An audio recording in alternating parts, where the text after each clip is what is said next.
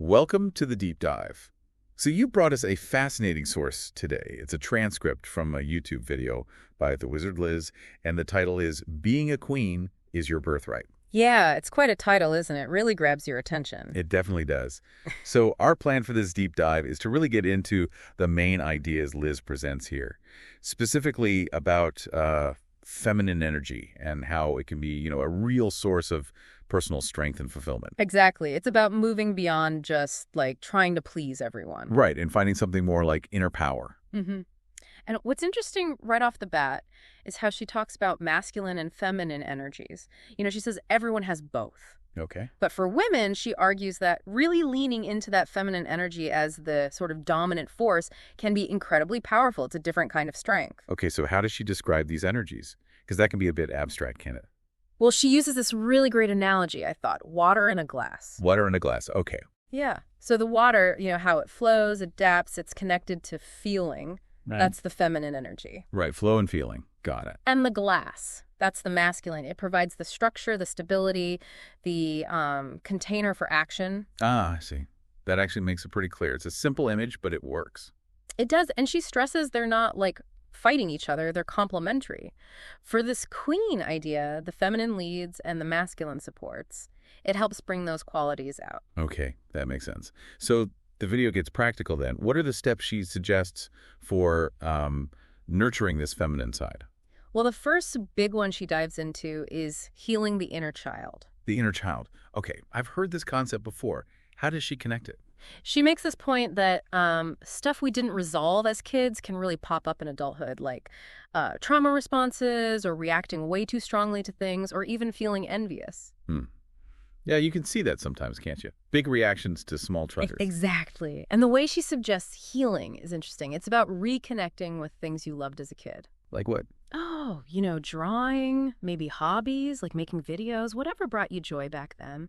And also practicing self-compassion actively. Self-compassion. Like how?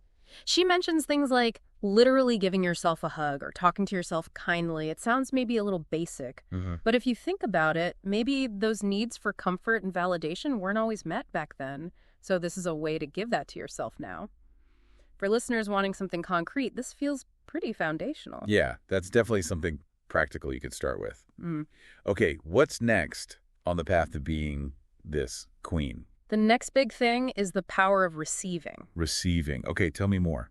This sounds interesting. This one really stood out to me too. Liz points out how often women, maybe especially if they're used to being very independent or like in charge.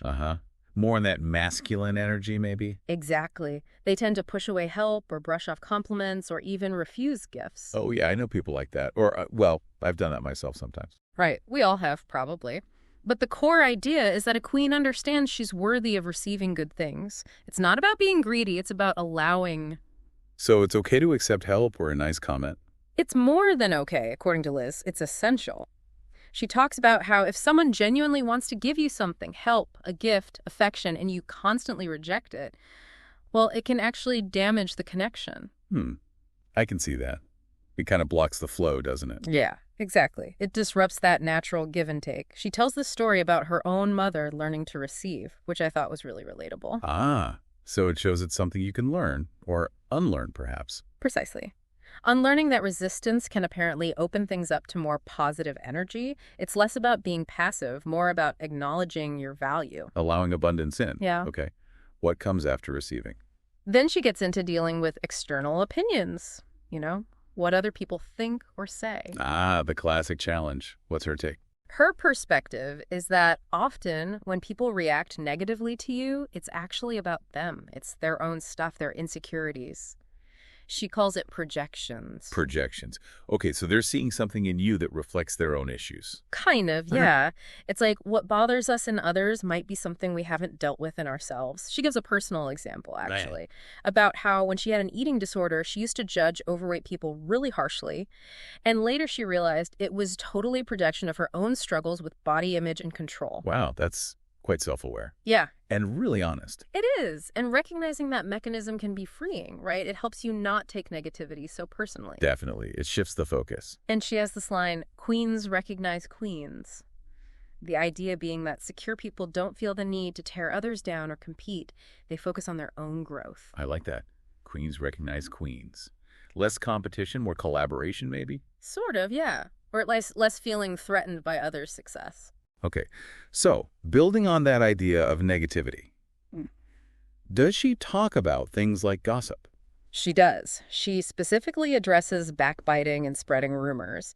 She makes the distinction, though, between just general chit-chat and stuff that's actually harmful. Right, there's a difference. Absolutely. And her point is that engaging in that really negative talk, the backbiting, it actually lowers your own, she calls it vibration, your overall energy state. Lowers your vibration. Yeah. Okay.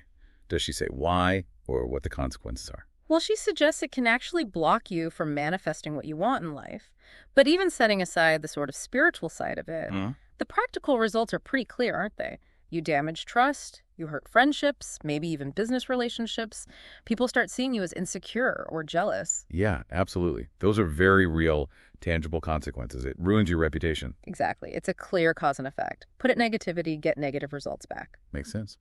Okay, so we've covered inner child, receiving opinions, avoiding negativity. What's next? This feels like building blocks. It really does. The next crucial block is boundaries. Setting them, and importantly, knowing when to leave a situation that disrespects them. Ah, boundaries. Yes. This feels central to empowerment. Totally. The video really stresses that a queen knows her worth and won't compromise on her core values or let her boundaries be constantly stomped on. Easier said than done sometimes, though. Oh, for sure. But the key is the willingness to leave. Even if it's hard, it shows deep self-respect.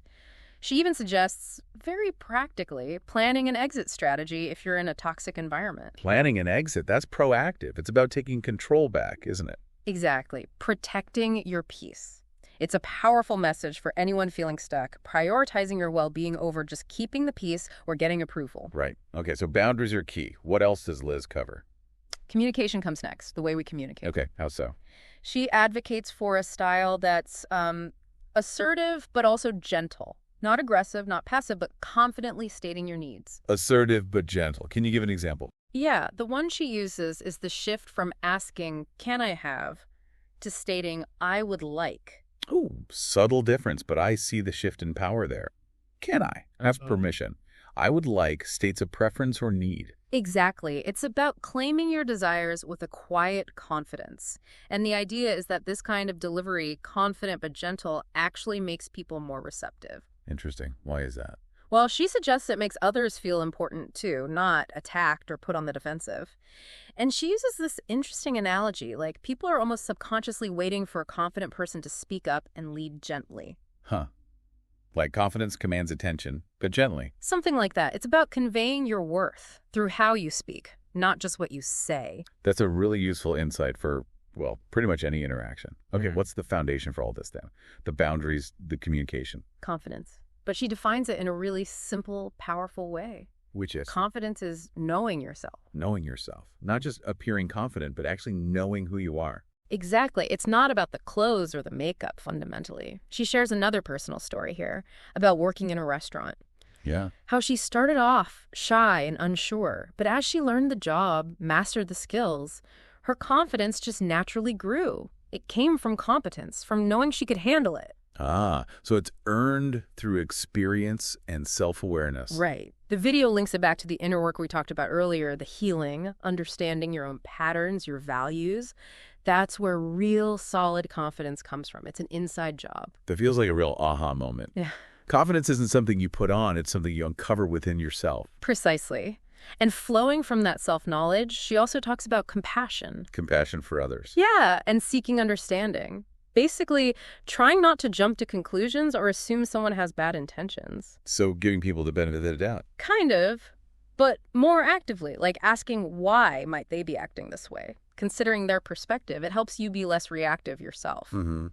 It avoids unnecessary conflict, I guess. and fosters more understanding, more harmony. It connects back to that idea of seeing multiple perspectives, not just getting stuck in your own judgment. Okay, that makes a lot of sense for navigating relationships. What about romantic relationships? Does she touch on that? She does. She brings up the idea of attracting versus chasing. Attracting versus chasing. Okay. The core idea, especially in, let's say, traditional heterosexual dynamics, is that the queen energy is about attracting. It draws people and opportunities in rather than feeling the need to actively pursue or chase after someone or something. So it's about embodying an energy that draws people to you. Yeah.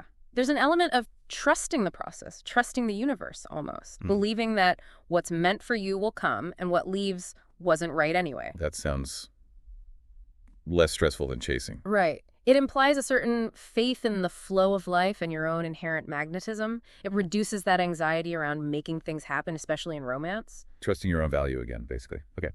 This is all quite deep. Does she talk about more like day-to-day practices? Definitely. Self-care comes up as really important. Self-care, like bubble baths and face masks. Oh, yes, potentially. But she links basic physical self-care, just being clean, looking after your skin, that kind of thing, directly to feeling feminine and worthy. Yeah, so. The idea is that taking the time to care for your physical self sends a message to yourself that you matter, that you deserve care. It builds self-respect from the outside in, almost. So it's not just vanity, it's an act of self-respect. That's the perspective, yeah. She even addresses feeling ugly, suggesting that consistent basic care can actually make a big difference, not just visually, but in how you feel about yourself. That's practical. It links action to feeling. Mm-hmm. And then she also encourages embracing sensuality and creativity. Okay, how does that connect to feminine energy? Well, she shares her own experience with belly dancing. Belly dancing. Interesting. Yeah, she found it helped her feel more comfortable and sensual in her own body. But it doesn't have to be that, obviously. It could be painting or just dancing around your room, anything creative that helps you connect with your body and release tension. Finding ways to feel good and expressive in your own skin. Exactly. It's another pathway to connect with that flowing, feeling aspect of feminine energy. Okay, this covers a lot of ground. Is there anything about, like, dealing with setbacks or failure? Yes, definitely. Resilience and persistence. She offers this really powerful reframe for when you hear no. Okay, what's the reframe? See no as simply meaning not yet. No means not yet.